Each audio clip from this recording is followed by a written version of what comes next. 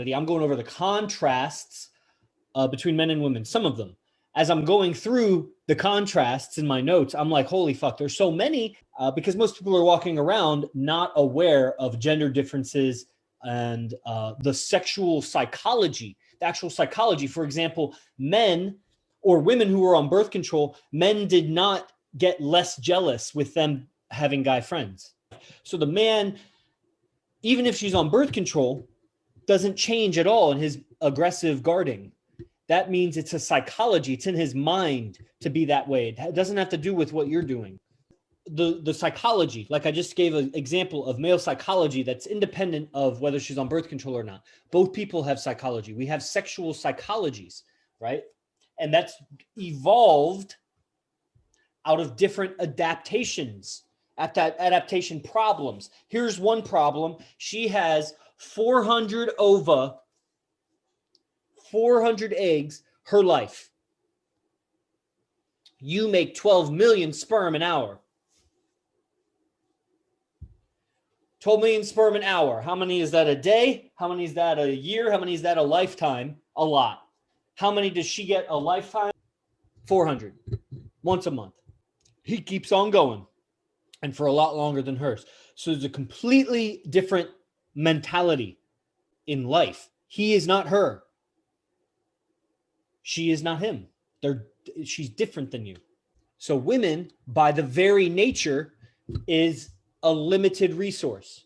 Her value is a limited resource. She represents something. She is the vehicle for those ova.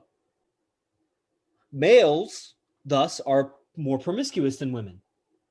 And women have selected for that over generations. Thus, men became more and more promiscuous. A man who could get girls likely knows how to please her. A man who could get girls likely knows how to understand her. A man who could get girls will know what she needs and what her indirect, communication really means. He gets it. In no place globally, in all cultures, in no place did women value a man being chaste, meaning a virgin, as much as men valued a woman being a virgin? Nowhere.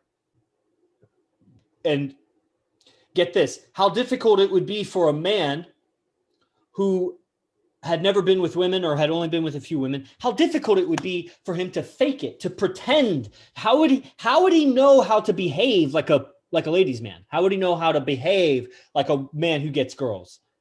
That's actually just about as difficult as it is for a woman who's been out there around the block. She's been used and used up. How is she going to act like, how is she going to behave like a chaste woman? What she thinks she's doing is different. It's like a man who doesn't get girls who's pretending to be a player. It comes across, there's something off a little bit. But there's also something admirable in doing that if they know it's for the code. They're doing it for the code to activate in the other person the desired response. And so that's what women pursue, is looking youthful and looking beautiful. Youthful and beautiful. You know that men do not try to look youthful and beautiful?